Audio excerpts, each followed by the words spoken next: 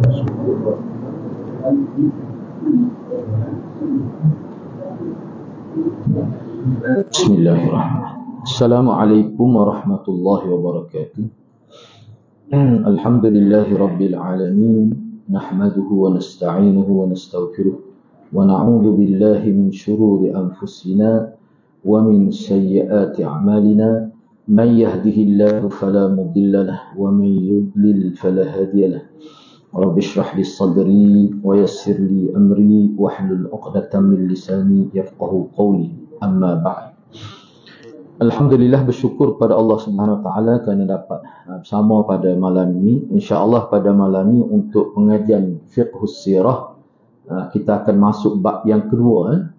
Bab yang kedua iaitu sejarah perjalanan Nabi dari kenabian hinggalah pada hijrah ke Habasyah itu.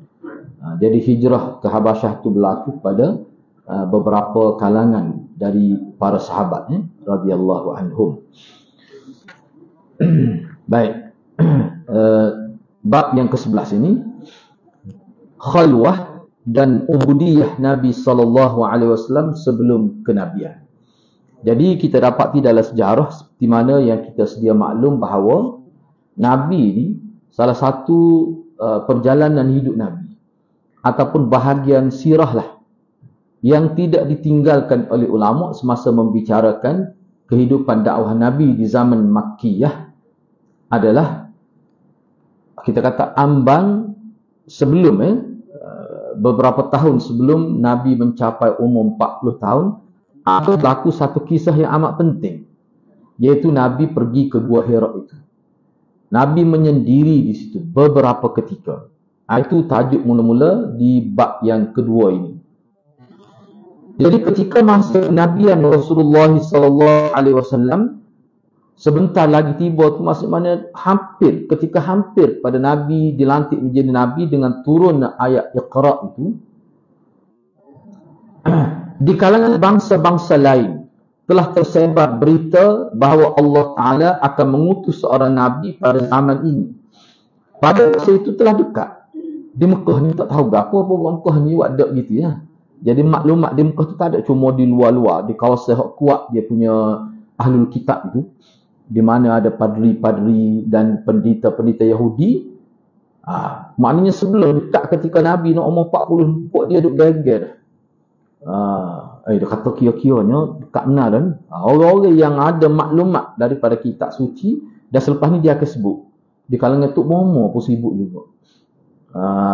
Di kalangan dukun-dukun tu yang ambil maklumat daripada jin dan sebagainya tu, ada juga disebut maklumat itu.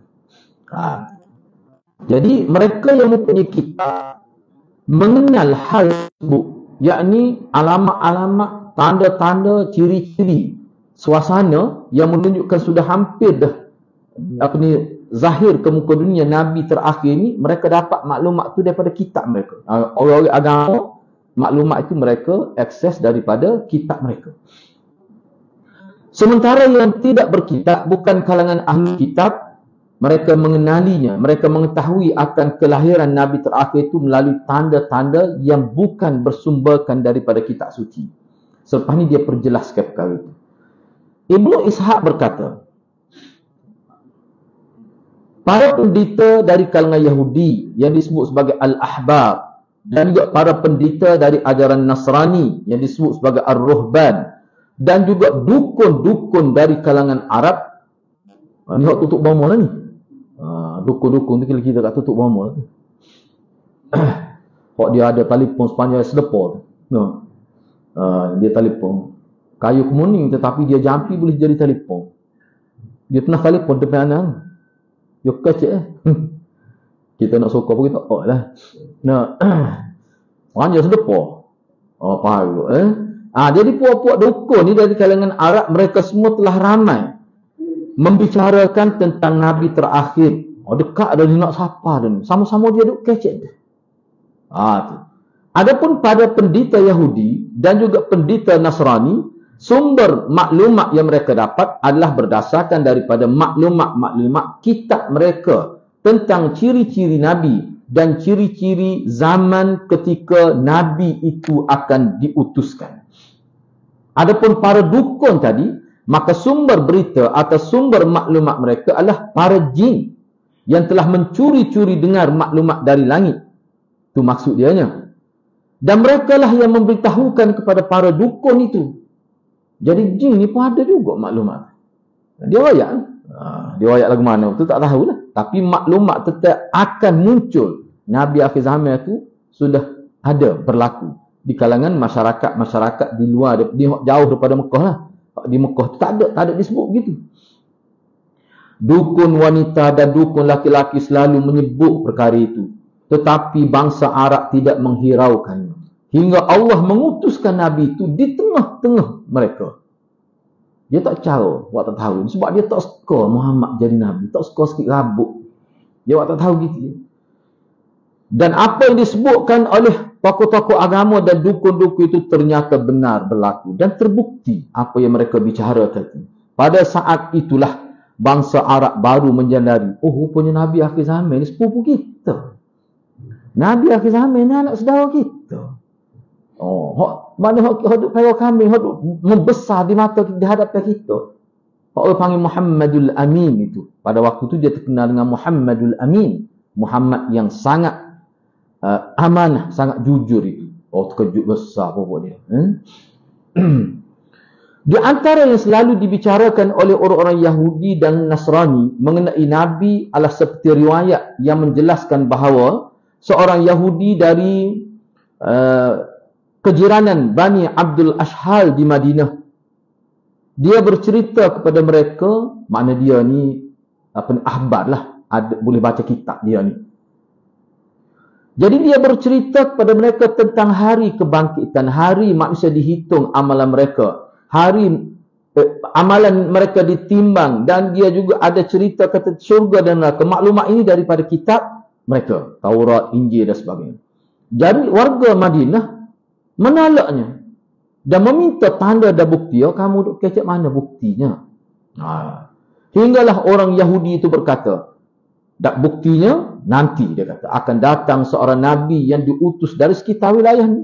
Sekitar ni juga Nabi itu. Macam mana dia boleh kata gitu? Mana ada maklumat tu? Sebab dia kira Wadil Qura tu, Madinah tu termasuk. Sini kawasan ni juga. Aku pun tak tahu siapa dia. Tapi aku dapat maklumat gitulah. Tu. Sambil menunjuk ke arah Yaman dan Mekah. Sekitar dia tunjuk gitu lah. Sekitar ni. Itu satu kisah pertama. Kisah kedua, kisah Ibnul Haiban yang telah datang dari Syam. Jauh tu. Menuju ke Madinah beberapa tahun sebelum Nabi dilantik menjadi Nabi. Semasa dia datang ke Madinah, dia menjelaskan kepada orang Yahudi di Madinah tentang sebab kedatangannya. Aku mari daripada Syam ni kerana dalam perkiraan aku, berdasarkan kepada kitab-kitab suci yang aku baca, akan datang seorang Nabi yang mana dia akan ada pengikut. Bukan berseorangan seperti Nabi-Nabi terdahulu ada setengah tu, tak ada seorang pun ikut dia. Nabi ni ramai pengikut dia. Kemudian Ibnu Haiban mengajak orang Yahudi untuk mengikuti Nabi berkenaan bersama dia. Maknanya dia mari itu beberapa tahun sebelum tu. Baik. Yang ketiga, kisah Salman Al-Farisi yang datang daripada negeri Parsi mencari agamanya benar.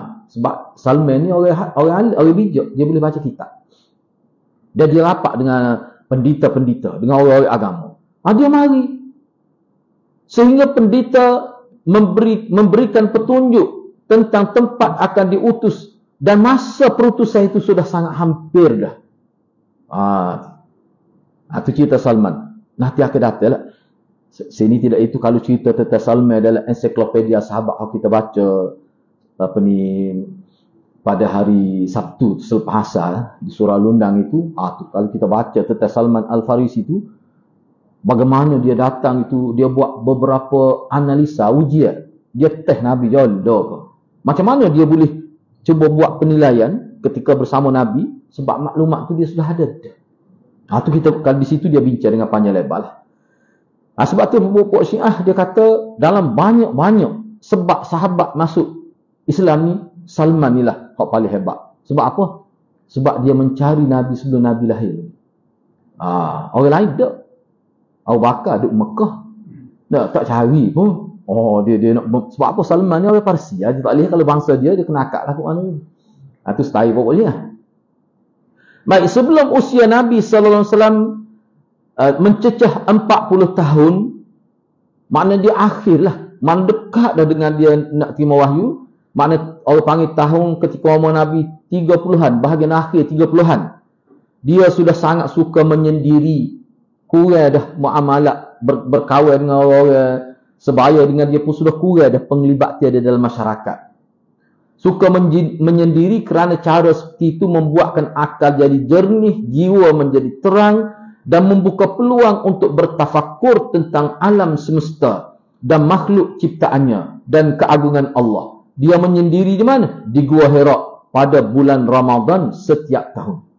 Mana beberapa setengah ulama kata 2 tahun. Sebenarnya tidak bulan Ramadan saja. Kebanyakan dia habis masa dalam Gua Hira dalam beberapa tahun itu. Pelik juga sekali-sekala tu. Nah, itu disebut dalam riwayat. Baik.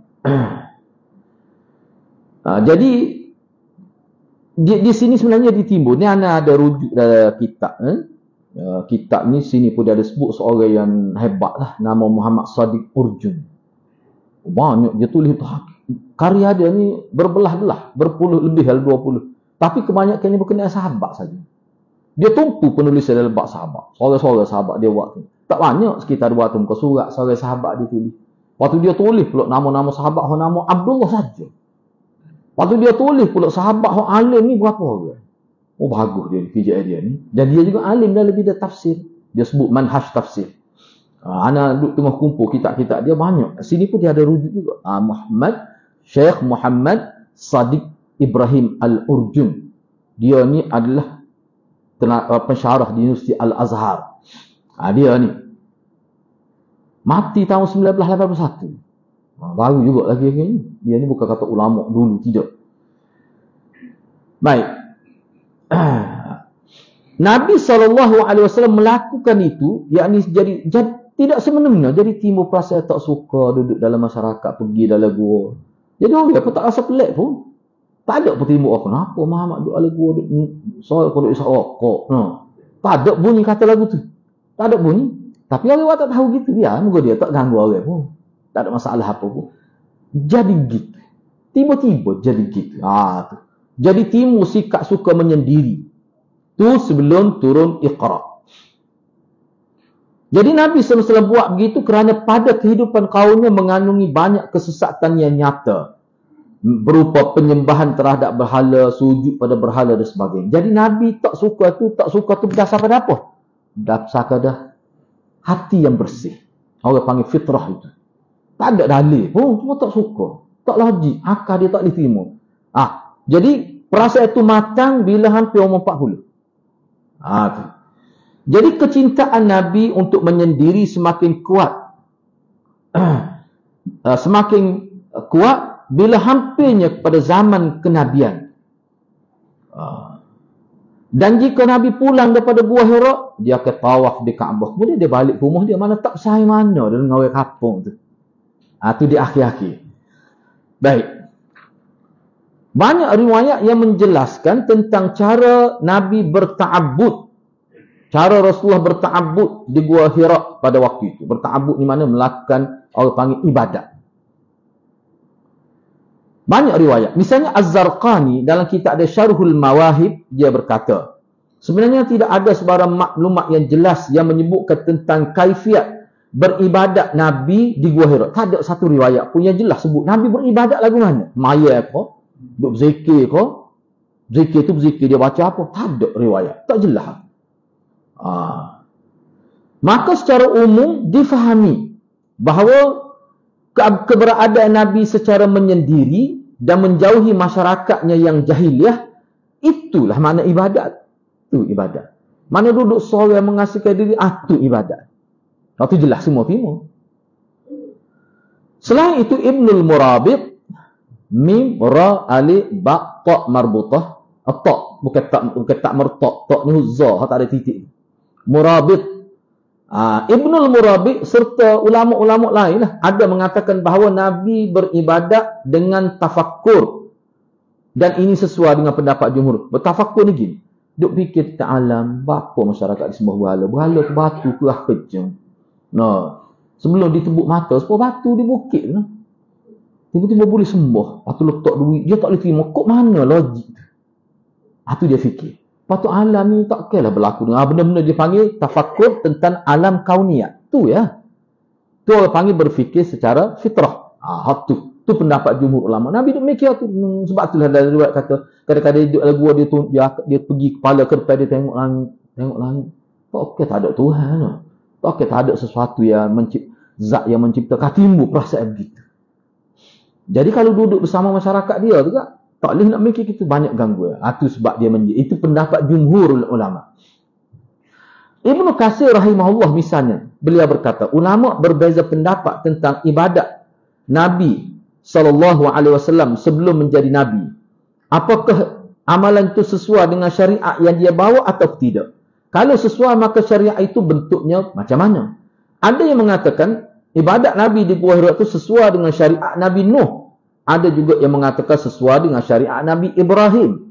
Dan itulah yang lebih dekat dan lebih kuat. Tapi ada juga ulama yang mengatakan bahawa sesuai dengan syariat Nabi Musa. Ada yang mengatakan sesuai dengan syariat yang paling dekat, iaitu syariat Nabi Isa. Ada yang mengatakan bahawa semua yang dia ketahui bahawa itu adalah pernah disyariatkan, maka dia ikuti dan dia amal.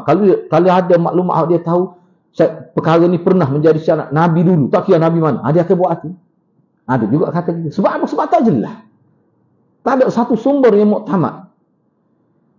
Mana tidak ada khusus dan tidak muktamad lah, itu maksudnya. Misalnya Imam Ghazali kata, Imam Ghazali lebih kurang juga sebenarnya, tapi kita baca juga lah. Sebab ni dia petik dalam Mustasfa.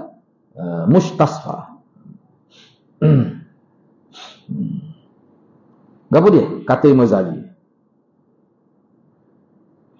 sesungguhnya ada pertanyaan tentang bentuk ibadat Nabi SAW sebelum diangkat menjadi Nabi. Apakah mengikuti salah satu dari syariat Nabi-Nabi sebelumnya? Ada orang tanya gitulah, Imam Ghazali kata. Ada juga kata beliau tidak beribadat dengan syariat Nabi mana pun. Mana dia buat tu ikut dia rasa molek lah. Sesuai dengan hak dia nak tu. Ada yang kata gitu. Ada pula yang berkata dia beribadat. Kemudian di antara mereka ada yang menisbahkan ibadat Nabi itu kepada Nabi Nuh AS. Ada pula kelompok yang menisbahkan ibadat Nabi kepada Nabi Ibrahim AS. Dan ada juga yang menisbah pada Nabi Musa dan Nabi Isa. Dan ada yang mengatakan yang menjadi pilihan Nabi itu adalah semua dari kemungkinan tersebut sah-sah saja secara logika. Maksudnya begini. Ada setengah tu ulama kata Nabi buat tu kira-kira secara logik pada pandangan Nabi. Mungkin tak ada nas. Nabi buatlah. Namun yang benar-benar terjadi daripadanya tidak boleh diketahui secara pasti. Jadi hak sebenarnya macam mana? Tak boleh nak pasti. Imam Ghazali kata tak ada nas. Melontarkan sangkaan adalah hal yang tidak ada nas yang berkait dengan ibadat amaliyah. Hak tu tak ada erti, tak payah bincang. Sekali Mazal kata kita tak usah sebut, usah kecek banyak lah. Tunggu tak ada bukti. Wah, ugi masa dia kata. Akhirnya dia berkata gitu juga Imam Ghazali. Ibnu Hajar rahimahullah berkata tidak ada penjelasan tentang cara ibadat yang dilakukan oleh Nabi. Tetapi dari riwayat Ubaid bin Umar sesuai dengan riwayat Ibnu Ishaq yang berbunyi maksudnya kemudian Nabi memberi makan dari orang-orang miskin yang datang kepadanya. Ada juga yang meriwayat mana itu ibadat lah tu, buat baik pada orang miskin. Tu ada sebut. Tapi hak ni tidak di Gua Hira lah, di kalangan masyarakat. Ada juga yang meriwayatkan daripada beberapa tuan guru tu masyayikh tu bahawa cara ibadat Nabi adalah tafakur. Tafakur ni duk mikir tentang alam ni. Siapa yang menjadikan alam ni? Tak logiknya sembah berhala. Berhala ni batu. Gitu. Selain itu mungkin juga Aisyah menyebut bahawa sekadar khalwah menyendiri adalah ibadat. Sebab kalau dari riwayat Aisyah dia kata Nabi beribadat tapi dia sebut dalam bentuk khalwah. Mana keadaan menyendiri itu makna ibadat. Di sini. Hak khalwat tempat kita tu lain. Hak pencegah maksiat lagi tu, orang pencegah maksiat tu khalwat lain tu. Tu tidak seorang tu. Di luar orang. Ini seorang ni. Dia gini sebenarnya, perkataan khalwah ni dia merujuk kepada duduk menyendiri berseorangan dengan maksud nak ibadat. Kau kena tangkap khalwat tu duduk dua orang. Nah. Jadi khalwat dengan erti kau kena tangkap bahasa tu khalwat lugawi dia panggil. Khalwat dari segi bahasa. Hak disebut oleh Aisyah khalwah tu dari segi istilah. Menyendiri dengan maksud untuk berfikir tentang alam ini. Itu makna tafakkur. Kerana, ni kata Aisyah lagi ni, meninggalkan aktiviti manusia yang berada dalam kebatilan adalah sebahagian dari ibadat. Seperti yang terjadi pada diri Ibrahim. Nabi Ibrahim AS, dia kata kepada masyarakat dia hak degil tu, tak dengar tu, dia kata saya akan pergi meninggalkan kamu. Saya nak pergi jumpa Tuhan saya. Saya nak pergi bertafakur pada Tuhan saya. Kamu semua ni semua berhala. Teruk Nabi Ibrahim sebab ayah dia ada kilai berhala, buat berhala. Ayah dia terlibat dia perusahaan tu. Dia tiba-tiba dia jadi Nabi. Berat juga. Keluarga dia pun tak sokong dia. Jadi suatu beban, tugas yang berat lah. Baik. Syekh Utsaimin rahimahullah berkata, beliau SAW naik ke Gua Hira. Kemudian bertakhannus, iaitu bersendiri dengan maksud beribadat. Bertakhannus itu maknanya menyendiri dengan maksud ibadat. Itu perkataan yang digunakan dalam hadis takhannus ni. Dan beribadat kepada Allah Azza wa Jalla sesuai dengan yang Allah berikan petunjuk pada Nabi. Itu kata Syekh Utsaimin. Sebab tak ada satu riwayat yang muktamad, kita kata begitu. Dia pergi beribadat, ibadat apa? Sesuai dengan apa ilham yang Nabi berikan, yang Allah berikan kepada dia. Begitu saja. Lagu mana tak tahu. Siapa dia? Biasa naik kat Gua Hira dah. Dekat neraka anak tangga, belok juga. Belakang kalau dia itu. Anak gineng nak turun, naik okey lagi. Nak turun ni berat lagi. Sebab dia aja. Dia jadi nak turun. 900 lebih anak tangga. Anak duk tengok dalam maklumat dalam internet ni nak tahu. Dia kata lebih kurang 970 meter tinggi. Setengah kata hampir 300 macam-macam lah. Tapi tinggi lah. Sebab anak dia naik juga. Pergi naik juga. Siapa sekurat tu mikir nak turun pun jauh dah. Paling jauh. Naik juga. Naik atas tu kita sedih ni. Nya duduk semaya sonak situ. Orang jadi toko-toko ke depan. Terganggu lah orang nak pergi. Sebab orang nak tengok satu lubang tu dia menghala ke Masjid Haram tu. Tak boleh mereka pakat tu semaya tu. Semaya ke dia tak tahu. Pelik sungguh. Nabi pun tak ada sebut Nabi semaya situ. Dia kata semaya. Pergi semaya. Adalah orang marah. Dia marah je ke hawa itu. Kita tak wani. Orang dia je ke hawa itu tu. Ya. Anak kata berat sungguh. Orang kita ni dia buat ni ikut perasaan. Tu yang sebut ni. Imam Ghazali kata tak tahu. Lagu mana tak tahu dia hidup dalam itu. Cuma bertafakur. Tafakur itulah ibadat. Ni Aisyah kata. Tak suri nampak ni orang sembah berhala. Tak suri nampak maksiat dari sudut akidah ni. Duduk situ tak nampak. Itu ibadat lah tu. Sebab itulah ulama kita, dia ada istilah, dia kata Islam mengajar kita menyendiri di tempat ramai. Maknanya kita perlu kita pergi ke kedai, walaupun ke kedai tu ramai, tu orang tak ikut agama, tapi kita pergi kan ada, lepas tu kita balik rumah kita. Sekadar tu sudah lah. Itu maknanya sudah ada maksud menyendiri tu. Ni duk main haji sekali. Piaf-piaf tak pecah. Duk kecek sunnah tu. Wakak datang ya. Kita kena ikut sunnah. Berkebuk. Malu kau orang. Tak kejo lagu tu. Malu gak kau batu. Anak jumpa tu anak kata parut pun. Mungkin kita lalu. Mungkin dia tepi jalan. Kata kuat pun duduk dakwah ni. Berkebuk isap wakak. Baru aku terbit kuliah tu. Lepas subuh. Kita kenal lah. Tak boleh sebut nama lah. Tu tak boleh lagi tu. Kena ubah sikap ni. Di sini sebut ni. Muhammad Sadiq Urjun berkata. Kitab dia banyak kitab dia. Ensiklopedia apa dia? Dia tulis. Sadiq Urjun berkata. Dia kata ada yang mengatakan bahawa Nabi beribadat dengan cara tafakkur. Dan ini adalah pandangan jumhur ulama. Majoriti ulama.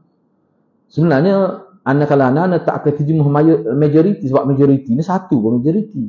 Sebab jumhur ni ramai sampai 90. Boleh jadi 70%.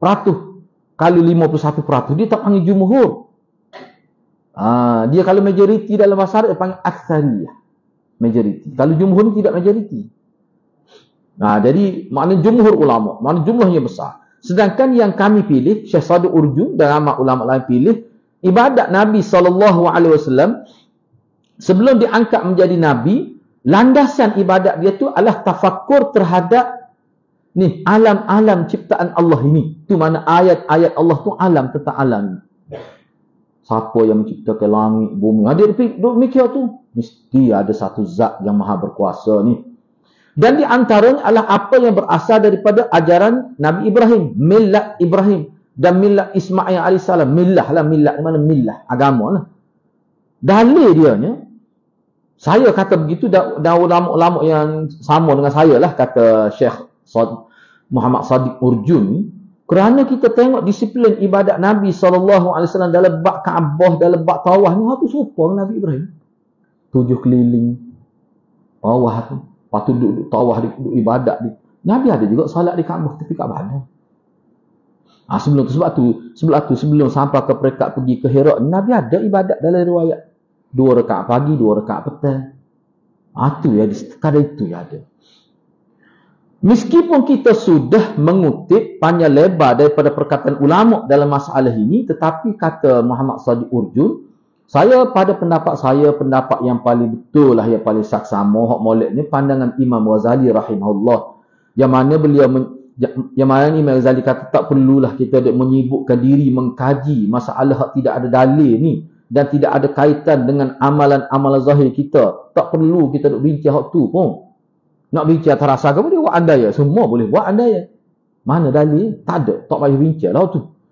Cukuplah dalam masalah ini apa yang dikatakan oleh Syekh Utsaimin bahawa dia beribadat sesuai dengan apa yang Allah ilhamkan kepada dia. Bagaimana? Wallahu a'lam. Cukup gitu sudah.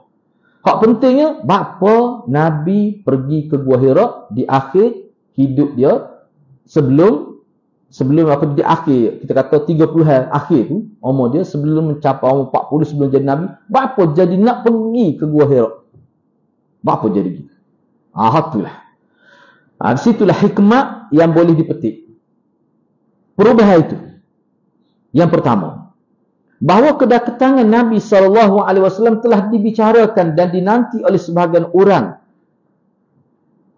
Jadi, tadi kita sebut di awal tadi, jadi antara golongan yang sudah mula berbicara tentang kewujudan, kelahiran, kezahiran Nabi akhir zaman ni, antaranya ahli-ahli ibadat, ahli kitab. Orang yang mahir tentang kitab-kitab terdahulu, sama ada pendeta Yahudi ke disebut sebagai ahbar itu, juga pendeta Kristian disebut sebagai rohban itu, dan juga orang-orang yang disebut sebagai dukun-dukun yang ambil maklumat daripada jin, daripada makhluk halus. Pokok ni dia bercakap. Sini dia ulang sebut sekali lagi, perbincangan mereka itu akses maklumatnya daripada apa? Yang pertamanya daripada wahyu lah. Misalnya daripada kitab Taurat, daripada kitab Injil. Hak ni berlaku pada orang-orang yang boleh baca kitab. Anda tidak baca semua sebab maksud supaya kita bicara tadi tu. Yang keduanya, ni merujuk kepada kejadian yang sedang berlangsung dan hak ni lain sikit. Maknanya hak ni kira-kiranya maklumat umum. Orang panggil pengetahuan am. Kalau dalam bulan ni kita panggil pengetahuan am yang mereka perolehi daripada cerita-cerita Nabi terdahulu lah. Cuba tengok B tu. Mengetahui kejadian yang sedang berlangsung pada zaman mereka.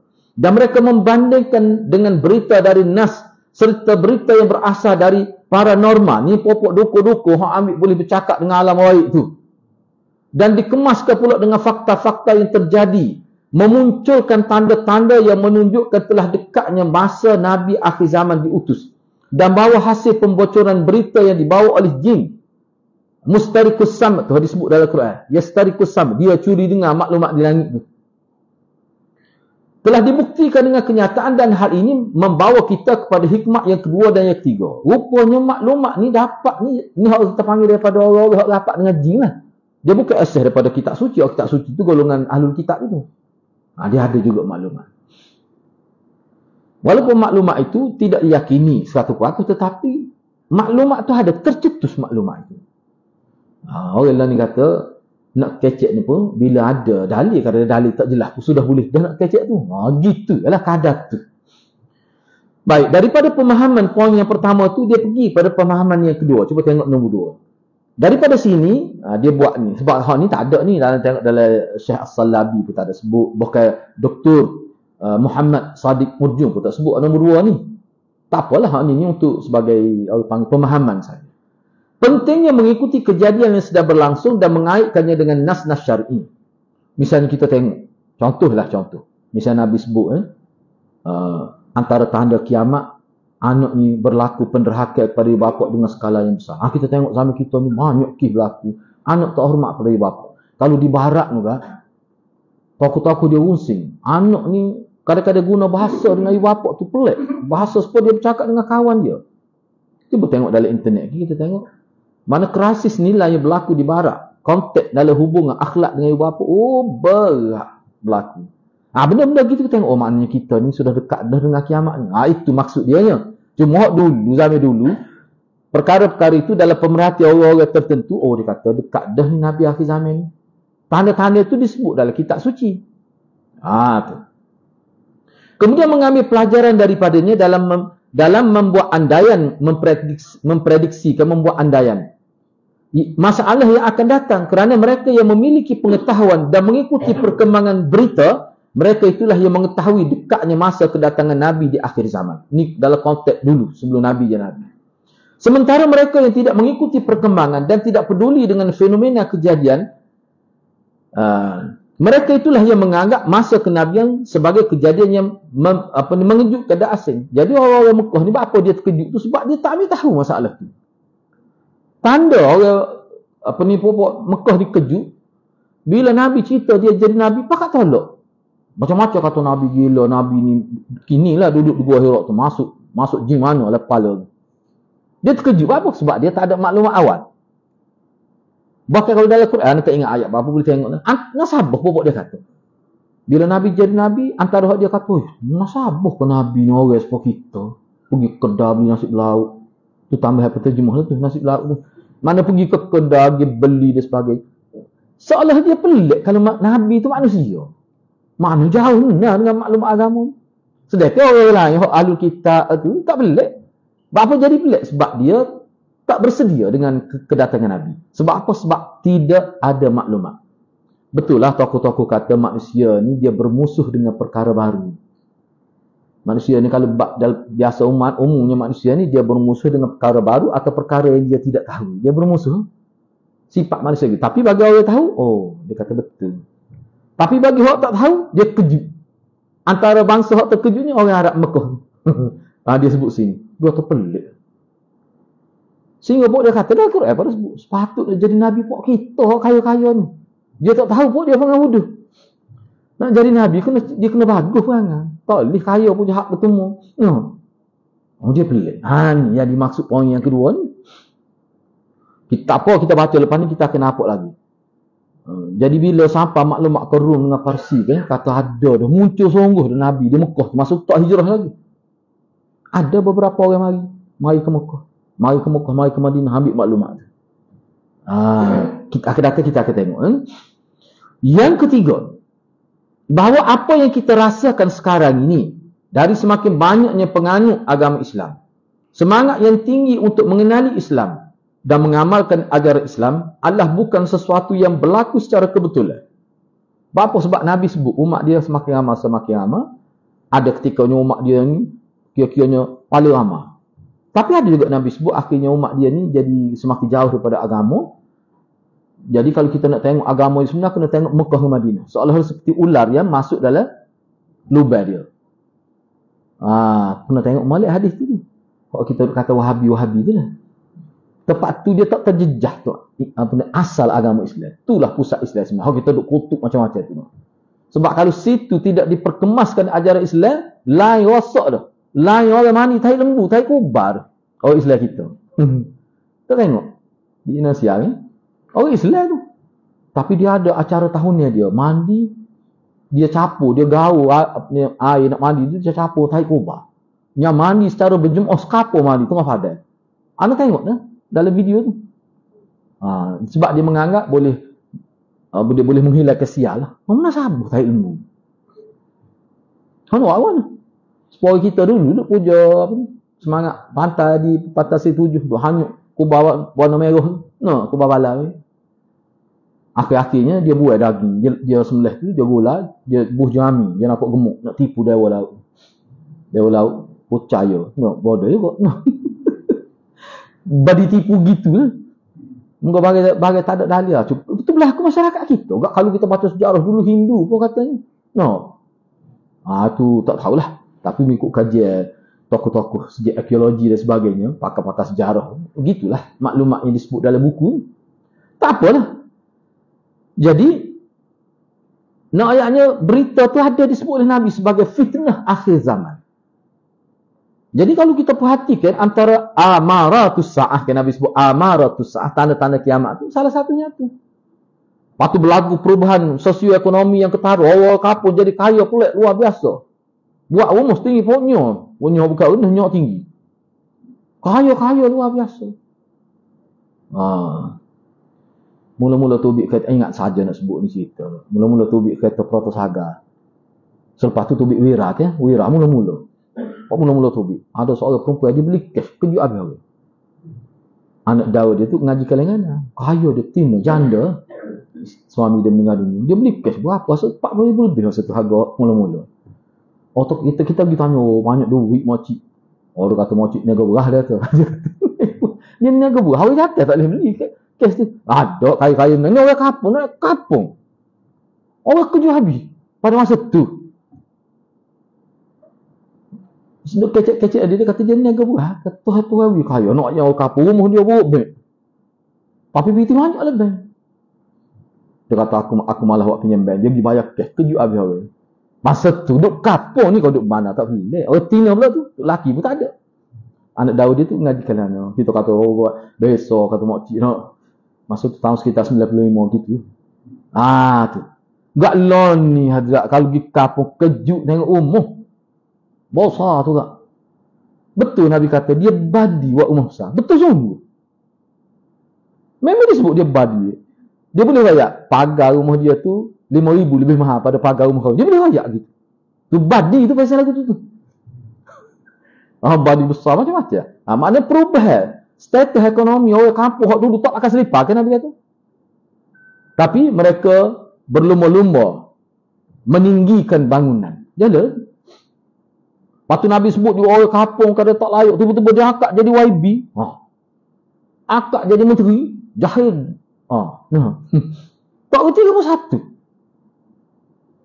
Boleh berlaku. Kita kelih pening. Ya Allah apa dia ni. Jadi menteri. Jadi benda-benda gitulah hadirat. Jadi kalau kita perhati, kita tak akan kata kepada orang. Cuma kita kata, betul Nabi sebut. Ni. Jadi kalau berlaku tak pelik. Tak pelik lah bawa kapur bina umum Nabi sebut dah. Tak pelik lah kalau berlaku maknanya orang memperhamba ke ibu bapa. Kerana Nabi sebut dah. Cumanya perkara itu dia menjadi peringatan kepada orang yang sentiasa memperhatikan suasana itu. Dia kata, mintalah kita jangan jadi gitu. Walaupun itu alamat kiamat, tetapi dia berdosa. Sebab tu kita menjadikan itu sebagai iktibar untuk kita. Itu bagi orang yang mengamati perkara itu. Maksud kini juga. Kenapa bangsa Arab, zaman Mekah tu orang terkejut? Sebab dia tak ada maklumat awal. Tetap kahwin. Kalau dia ada maklumat awal, rupanya di dalam wadi Al-Quran ni bunyi khabar dari Nabi. Tentu dia kata Muhammad. Dia tak ada orang paling juhur dia. Tapi tak cerita tu. Nak kata Abu Jahal. Dia tahu dah perangai. Teruk. Tak akan telitah Nabi. Kalau ada ni andaian. Anda nak fikir kat tadi. Dia tengok dalam beberapa kitab. Bapa ulama kata pok dia tak telitah. Nabi akhir zaman di kalangan pok kita hidup di wadi Al-Quran. Di lembah Mekah tu. Tak telitah. Jadi setengah ulama kata, kalau dia telitah, mesti dia telitah Nabi. Bapa. Sebab ni orang paling bagus. Orang paling jauh. Paling tidak terpalit dengan apa-apa isu sosial, isu akhlak buruk. Tak. Tapi Tuhan tak telitah. Sebab tu bila Nabi istihad jadi Nabi tu, kejut habis buat dia. Abu Lahab salib payam ke Nabi tu. Tak boleh terima. Walaupun adalah sebab-sebab dia tu. Baik, tak apalah. Lepas tu kita bincang kemudian. Nanti akan datang. Ada juga pengajaran. Kenapa Muhammad sebaik itu ditolak bila dia mengaku jadi Nabi. Baik, seterusnya. Yang ketiga. Bahawa apa yang kita... sama. Sebagaimana Yahudi dan Nasrani serta paranormal itu. mengenal masa kenabian. Maknanya pokok dia boleh agak dah ni zaman ni, dah ni musim ni, dah ni. Zaman ni, dah ni Nabi akhir zaman ni. Kenapa dia boleh buat andaya begitu? Pokok Yahudi Nasrani serta orang-orang dukun-dukun itu. Kita juga menemukan orang yang menulis fenomena maraknya manusia dewasa. Maknanya berbondong-bondong manusia di zaman ni untuk mengenal Islam. Bukanlah termasuk perkara meraba-raba perkara gaib, tetapi pengamatan dan penelitianlah yang membuatkan mereka sampai kepada andaian sedemikian.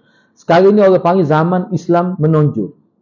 Sebenarnya perkara ni dia akan sebut selepas ni daripada tahun sebelum tahun tahun 50, 1950, 1960. Waktu tu di barat ni ramai ada penulis-penulis yang buat kajian tentang perkembangan manusia di dunia. Dia meramal dah bahawa Islam akan tegak menjadi kuasa besar. Sebab dia lihat pada perkembangan agama. Apa? Sebab dia ada maklumat. Misalnya ahli sosiologi kan, dia tahu jatuh bangun bangsa tu dia ada sebab dia, bukan berlaku secara spontan tu, tidak. Tu. Baik, cuba kita tengok lagi.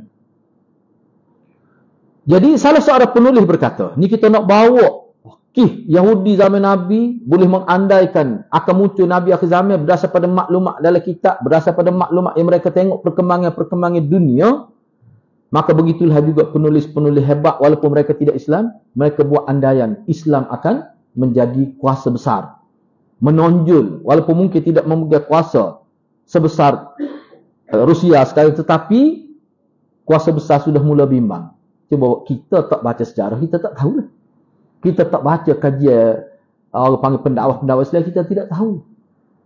Kita duk kata Rusia tu, memang kita kata memang negara kafir tu. Cuba tengok, cuba baca kat sejarah perkembangan dia selama Islam di China lebih ramai pada rakyat Malaysia. Tapi kita tak tahu gapo. Apa? Sebab kita tahu gapo-gapo. Kalau kita tak baca, tak ambil maklumat asal. Lebih teruk lagi sebab tak ada pun ustaz cuba buat pendedahan tentang perkembangan Islam masa kini. Sebab tu tu suka test tu. Sebab tu kena ada tu. Carilah ahli-ahli akademi, anak-anak kita, cucu kita duk mengajar universiti tu, biar dia boleh dedah kepada kita bagaimana perkembangan Islam terkini ni, biar agak tahu. Dari sudut dia aniaya, dari sudut dia salah satulah. Mana-mana agama tu bila dia ditekan itu isyarat itu agama tu nak naik tu. Tu salah satu. Orang tak akan tekan kalau dia sebab orang yang tekan ni orang cerdik. Orang yang nak cuba nak tekan Islam azali, dia nampak dah kalau tak tekan naik, maknanya Islam sedang berkembang. Kalau Islam tu memang duduk bawah terpenat gitu, orang tak cara pun. Itu salah satu. Orang cerita tengok, maknanya di sana sini umat Islam kena tekan, kena tindak. Cara tu. Maknanya zaman kebangkitan. Tapi kita tak cara pun tu. Apa? Sebab memang kita jenis tak cara. Tak sejaga tepi kaya orang. Berat juga menyakit perempuan tu. Itulah masalah. Padahal di Malaysia ni ada ramai pendakwah berdakwah peringkat internasional. Bukan sekadar pendakwah dalam negeri, tidak. Habis ramah boleh ayat kita pergi ke Korea, lagu mana perkembangan. Dia kena ingat. Berkembangnya bahasa Arab itu isyarat pada perkembangan Islam. Kita kena ingat tu. Sebab Syekh Nadwi sebut dah lama, berpuluh tahun dah Syekh Nadwi sebut bahasa Arab adalah jantung umat Islam. Bahasa Arab adik-beradik si ibu sebapak dengan Islam itu. Quran kan dalam bahasa Arab. Kita cuba tengok dalam internet lah. Orang Jepun boleh kacau Arab.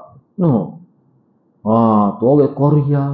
Lepas tu masjid-masjid kalau di barat enggak berapa sudah beratus-ratus dah gereja besar-besar yang umat Islam beli. Ada anak tengok terbaru orang Bangladesh beli gereja. Lepas tu habis fitih tak cukup nak renovate. Metak derma gagal. Kok kita tak tahu sebab tu tak bui. Kalau tahu pun boleh tutup bui. Itu masalah tu. Tapi kita tengok, saya tengok Allah kata. Jadi kalau kita tahu ni apa hikmat tahu, kita akan berdoa paling kurang. Kalau kita tahu, kita doa lah. Tengok internet doa, ya Allah, mudahkanlah urusan umat Islam. Kita akan kata gitu sekuat-kuat. Tapi tak terkata gitu, maksud tak tahu. Tak ada pendedahan. Lepas tu nampak tu pegang telefon sama. Nyaru tengok menata apa lah telefon tu, bahasa standard Kelantan tu. Tu lembut benar tu, anak jari-jari waktu perkataan lembut tu. Tak apa, kita bukan orang politik pun. Memang tak ada niat pun nak jadi menteri besar tu. Tak apa guna kata gitu jaga-jaga. Saya sebut ni sebagai satu motivasi biar kita ambil tahu keadaan umat Islam. Man lam yahtamma bi amril muslimin falaysa minna. Nabi kata, orang tak cara fenomena umat Islam di sekeliling dia, tu bukan puak aku tu. Nabi kata gitu. Orang yang tak ambil tahu tentang perkembangan Islam, saudara dia tu duduk di luar negara, tak ambil tahu pun. Sedangkan zaman lah ni zaman mudah ambil tahu. Moga maklumat ada. Maklumat di hujung jari tak ambil tahu juga. Falaysa minna. Bukan puak kita, bukan fashion puak kita lagi. Nabi tak mengaku umat tu berat tu. Benda sebab tu bagi saya ni suka aktif pendidikan pun ada tu. Biar bicara tentang perkembangan Islam semua. Sahwah Islamiyah. Sahwah Islamiyah tu. Tu. Inilah kita ada bicara ni lah. Bahaya ke sebelum Nabi Zahir tu orang Yahudi tahu dah apa. Sebab dia ambil tahu lah tu. Mari ni pokok Parsi, agama Majusi, mari tanya khabar di Madinah. Ada kena orang sekian-sekian. Apa mari tanya tu? Sebab maklumat dia ada tu. Tapi kita tak cara gabung pun. Orang kafir tu duk bimbang Islam duk ke mana. Kita relax, waduh. Dia makan telpon pelita begitu kita kena. Pagi-pagi. Tu masalah. Tak kena dia nak cari hidup kita, kena ubah tu. Kena ambil tahu. Telefon tu kat 3,000. Saya tu kat telefon tu. Rupanya dia tengok WhatsApp. Tu. Kena up sedikit maklumat tu biar maklumat yang berguna. Baik. Baik, seterusnya ana ambil sedikit lagi maksudnya lucu mulut ya best. Tak apa kita ambil sikit lagi. 5 minit. Nombor 1 muka masuk masa dia dah. Okey, cuba kita tengok ana ambil sedikit lagi lah. Mungkin sahaja masa perkembangan dan kebangkitan Islam membuat bangsa Arab terkejut kerana mereka telah terbiasa dalam kondisi tidak membaca. Boleh jadi orang Arab Mekah tak terkejut bila Nabi kata dia jadi Nabi kerana dia tak ada maklumat. Dia pun buta huruf kan. Buta huruf tak kerti baca. Anda ingat lagi dia punya Syekh Nadwi, Abul Hasan Ali Al-Hasan An-Nadawi, dalam buku dia kata setakat dia tahu di zaman Mekah tu orang boleh baca 2-3 orang. Sebutin negeri Mekah 3 orang boleh baca. Tak baca ke dia. Orang boleh baca pun baca ke dia. Patutlah dia terkejut bila Nabi tu anak dara dia, sepupu dia, 2 pupu dia, Nabi dia duduk sejak kecil lagi. Hak mak meninggal ketika umur 5 tahun, tak ada tengok rupa ayah tu Muhammad tu tiba jadi Nabi, dia terkejut. Tu waktu sakit datang. Sebab apa? Sebab dia tak baca. Kuat di sini buat kita tapi bagus juga tu. Cuba ambil tahu dah lepas ni. Tetapi bagi dunia barat itu tidak aneh kerana seluruh tokoh pemikiran berkaliber dunia telah membuat andaian kebangkitan Nabi tu sebelum Nabi umur 40, 30 tahun sebelum tu puak-puak dia ni orang-orang maju, bangsa-bangsa maju di muka dunia pada sudah agak dah. 30 tahun lebih awal sebelum Nabi terima Iqra tu, bangsa-bangsa besar orang panggil pemikir-pemikir yang berada di luar daripada Jaziratul Arab tu, dia terlibat dengan agama Yahudi dan sebagainya, dia boleh agak dah 30 tahun sebelum Nabi. Apa? Sebab dia ni baca, dia buat kajian, dia tengok perkembangan, saling bertukar-tukar maklumat di kalangan padri-padri di seluruh dunia. Dia tak pelik. Bahkan ada yang telah membuat andaian 90 tahun sebelum tu buat andaian dia. Seorang ilmuwan Amerika bernama Smith di University Montreal, dia kata ke dia dalam buku ni yang bertajuk Al-Islamul Yaum, Islam hari ini. Buku dia. Anda tengok dalam internet, anda pun tak cari buku dia. Ada dalam internet. Al-Islamul Yaum. Ni orientalis ni. Islam hari ini. Kita nak tahu tentang Islam kita kena baca buku dia. Orang Islam pun banyak juga. Ni contoh dia. Orientalis. Yang beredar pada tahun 50-an, 1950-an. Menarik perhatian para tokoh-tokoh pemerintah di negeri ni, ana ubah sikit ni berasal pada Arab lah, kepada kebangkitan ini, kebangkitan Islam. Jadi dia bincanglah perkara tu. Maknanya dia melihat fenomena sebelum Nabi jadi Nabi berlaku zaman lalu. Maka dia pun agak Nabi tak muncul dah, tapi Islam yang dibawa oleh Nabi akan muncul. Dia buat andaian. Ini tokoh ni. Seorang ilmuwan terkenal dari Inggeris bernama Watt, dalam analisa dia tentang Islam pada abad pertengahan menurut paradigma barat, Jika menurut para paradigma Islam pada waktu itu, ni anjakkanlah kalau mengikut orang panggil anjakkan agama kita, tokoh-tokoh pengkaji, itu adalah abad-abad kejayaan. Maksud yang disebutkan maknanya perkembangan Islam itu makna waktu-waktu Islam berkembang itu macam mana? Kalau orang panggil Islam ni bila dia nak naik, dia ada ciri-ciri dia. Ada zaman ni. Sebab tu puak dia kalau tengok bahasa Arab berkembang dengan hebat sampai ke bahagian sebelah matahari naik, kita kata tak. Bukan pelik. Sebab sejarah dia bulat. Tapi kita tak sedar sebab kita tak kaji. Sebab pokok dia, cuba baca dari internet. Baca, tengok pokok dia kata Islam akan naik dari sebelah timur. Nabi sebut dah dalam hadis. Perkembangan berlaku di sebelah sini. Tapi di sebelah barat pun memang hebat. Gereja ada semua. Kalau kita baca sejarah Turki sekarang. Selepas daripada era Atatürk itu, Mustafa Kemal Atatürk itu, nak pulih tu lama. Tapi sekarang sudah berlaku kebangkitan. Dan secara orang panggil fenomena juga bila berlaku kebangkitan, banyak juga ajaran salah berlaku. Sebab kalau di Turki ni ajaran salah atas nama tarikat sesat seperti cendawan yang tumbuh selepas hujan. Ini menakutkan lah. Hana tengok pun nak jatuh air mata juga. Boleh tarik dalam internet. Bagaimana aktiviti agama di kalangan perempuan-perempuan Islam di Bosnia, Herzegovina, di Bosnia. Dia tunjuk, dia ada video dia. Gambar din ini, gambar Syiah pun ada, gambar ahli-ahli tarikat pun ada. Lepas tu dia berzikir. La ilaha illallah, la ilaha illallah. Setiap 20 kali yang duduk kira, dia akan sebut ya Syekh Nazim. Ya Syekh Nazim. Dalam zikir dia. Kata tak ada apa dah kata dia. Setiap 20 kali dia sebut la ilaha illallah, dia akan kata ya Syekh Nazim. Ya Syekh Nazim. Dia akan sebut gitu. Apa artinya? Maknanya penguasa tarikat di situ sudah sampai ke peringkat amaliyah. Bukan sekadar nazariyah. Bukan sekadar teori, tapi sudah sampai ke tahap menjadi amalan masyarakat. Maknanya bahaya dah. Tempat kita pun ada dah. Tengoklah ke, dah tak gambar hidup zikir di kubur tu Nabi. Tak boleh. Siapa dia boleh tolong buat? Tahu tapi nak tiru tak terngamak. Sangat malu pada Rasulullah sallallahu alaihi wasallam. Cuba tengok terkejut. Orang yang ambil gambar tu kan lagi jumpa dia, dia kata nak tidur tak boleh, Ustaz besi. Memang dulu dia ambil gambar di rumah dia tu. Dia kata dia guna kamera yang paling berkualiti dan suara tu jelas.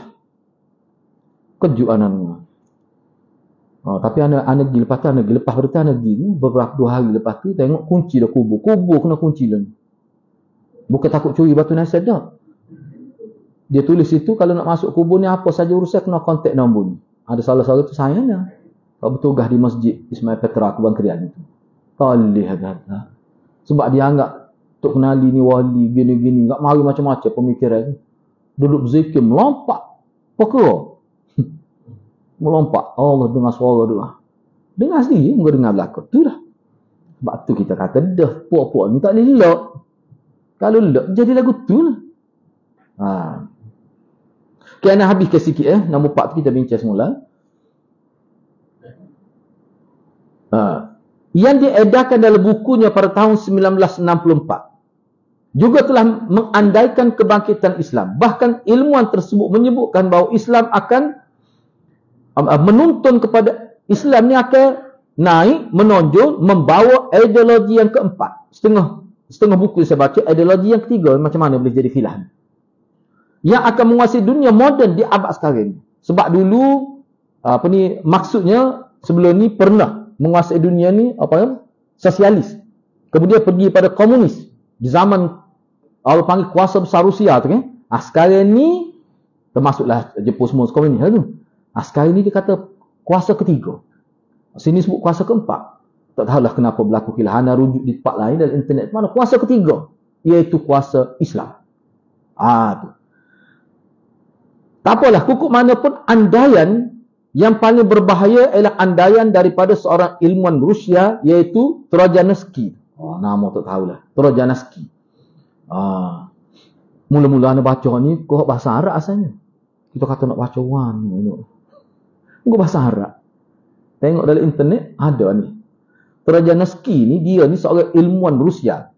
Dia telah menulis beberapa buku setelah revolusi komunis Dia telah berjaya menganalisa dan dia telah membuat, Allah panggil, suatu penilaian terhadap revolusi itu.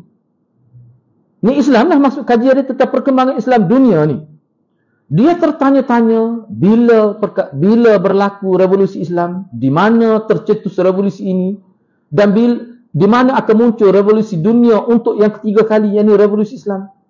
Revolusi yang dia maksudkan dengan dua revolusi hak sebelum itu yang bersifat dunia, bersifat international, adalah revolusi Perancis dan juga revolusi komunis. Di sini disebut.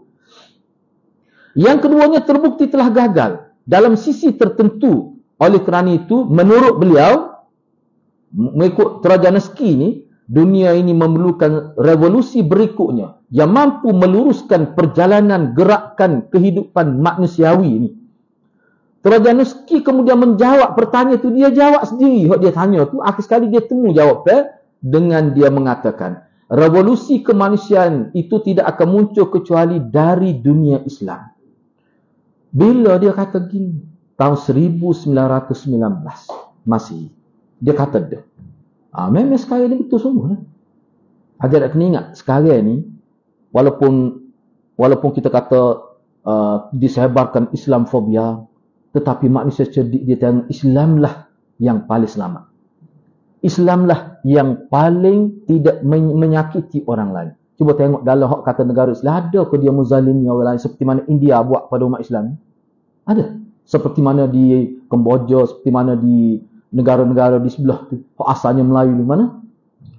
Di Burma. Misalnya ada kau orang Islam, Malaysia aku, Kelantan aku, yang cekik mati ke lah, buat tu tak boleh jumpa cekik ke lah. Ada. Puak-puak tu berlaku silam budaya, agama je ada lagi, tak masuk Islam. Tapi kecek tak ada bunyi, jumpa anak Allah, dia kata Allah lama tak tengok ustaz. Di kelam Cina duk kelam. Berkelam. Cina kapung. Pokok dia mari cerita dia mari kok sungai belakang. Astagfirullah. Kita kata, kita buah. Islam ke kakak ni. Dok ada tak? Dia duk sayang orang Islam, ajak kata masuk Islam. Kalau buat kenduri di kawasan tu, puak dia pergi masuk. Ada juga. Anak ayatnya. Baik, tak ada. Sebab tu dunia tengok Islam paling selamat. Sebab tu puak dia mari melancur di negara Islam. Tapi Israel berani pergi. Bapak Israel berani pergi, supaya Islam pergi. Tak berani. Masuk Malaysia, apa pasport tak boleh masuk. Di mana-mana pun beberapa orang duk mengaji dengan anak lah, mengaji di barat. Dia kata, bapak dia takut ustaz nak tubik. Kalau itu pun dia bila dia naik atas bahawan ni, pengangkut awan, dia macam dia tengok pada orang lain tu penuh dengan prasangka. Sebab muka dia jahat, dia buat kesalahan, dia takut. Bukan dia kata kita, kata pensyarah ni, kita bila nampak dia mari kita kemah pak duduk. Tak suri dia duduk. Sebab kalau dia duduk, dia kipik, pak kita jatuh. Suka merampah di mana-mana pada sikap bawa dia. Kita kemah tak uti. Dia duduk diri gitu, tak ada orang kesian pun pada bawa dia. Tapi kalau Islam, dia cerita pada anak lah, dia duduk di island dia kata. Allah dia kata, kadang-kadang kita tak payah masuk. Pokok dia nak kita tak berani nak makan. Dia main, hati yang meleh. Duduk gini hati apa kita. Kalau dia jenis ubi kayu tak ada lah sama dia ni. Kalau dia jenis makanan yang tidak melibatkan sembelah, ada semua tu. Dia cukup baik dengan orang. Sebab apa dia tengok orang Islam jauh. Sebab tu penulis Islam tanya, cuba sebut sebuah negara Islam yang menganiai orang kafir. Kalau berlaku seorang dua tu atas nama peribadi, itu bukan atas nama negara. Mana-mana pun berlaku tu sama kita pun juga kena. Tak nanti kau luar kalau kira atas orang, kira atas agama. Sebut tengok India. Nama dia Perdana Menteri dia? Nama dia? Modi.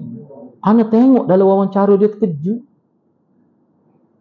Dia sebut apa dia akan buat pada orang Islam. Kejut secara terbuka. Dia akan bunuh, dia tak akan beri muka pada terang gitu dia sebut. Jelas.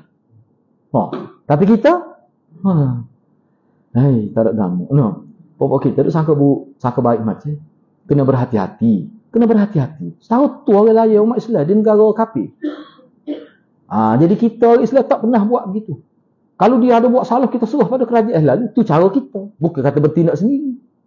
Tapi umat Islam di negara bukan semua juga. Tapi kalau negara barat ni, anda tengok dia lebih terbuka. Baik gitulah dia. Jadi nombor 4 tu kita bincang semula lah. Jadi anda sebut sana kena ambil tahu tentang masalah umat Islam itu termasuk dalam tuntutan agama kita.